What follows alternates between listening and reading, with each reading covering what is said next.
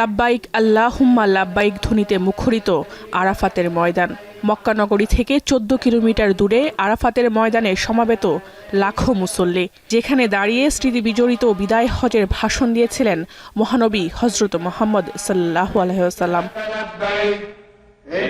সূর্যোদয়ের পর তাবুর শহর মিনা থেকে আরাফাতের উদ্দেশ্যে রওনা হন তারা। বিশ্বমানের থার্মিক্স রড, সালাম স্টিল থার্মিক্স, দেশের একমাত্র থার্মিক্স রড। আরাফাতের ময়দানে অবস্থানকেই মূল হজ বিবেচনা করা হয়, যেখানে মুসল্লিরা সূর্যাস্ত পর্যন্ত অবস্থান করবেন।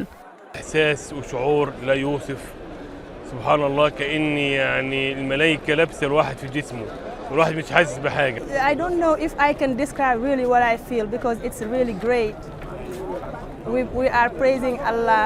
حين تأتيها تشعر أنك في أماكن مقدسة، تشعر بروحانيات عالية، تشعر أنك في أماكن فعلا. وأشهد أن سيدنا ونبينا محمدا عبد الله ورسوله.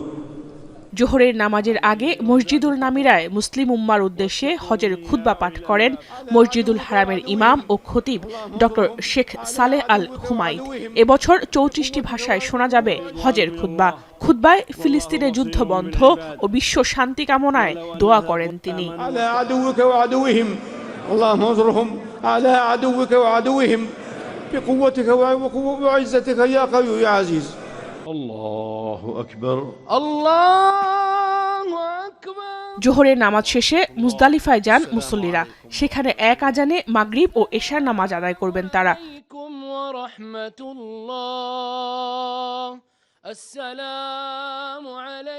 খোলা আকাশের নিচে সৃষ্টিকর্তার ইবাদতে মশগুল থাকবেন সারা রাত। এরপর শয়তানকে মারার জন্য পাথর সংগ্রহ করবেন হাজিরা। পরদিন 10 জিলহজ ঈদুল আজহার দিন মিনায় ফিরে গিয়ে শয়তানকে পাথর মেরে কোরবানি দিয়ে মাথা মুন্ডন করবেন মুসল্লিরা। কাবা শরীফ তাওয়াফের পর বাকি আনুষ্ঠানিকতা শেষ করবেন বিভিন্ন দেশ থেকে আসা 15 লাখেরও বেশি মুসল্লি। হজযাত্রীদের ভ্রমণের সুবিধার জন্য 62টি বিমান সংস্থা ও 3000-এর বেশি ফ্লাইট পরিচালনা করছে। এছাড়া সৌদির অভ্যন্তরে ভ্রমণের ব্যবস্থা করা হয়েছে হারমাইন হাই স্পিড ট্রেন। হজের সময় চালু থাকবে একদিনে 7 লাখের বেশি যাত্রী বহনের সক্ষম এই রেল ব্যবস্থা। ইসলাম ধর্মের 5টি স্তম্ভের একটি হজ।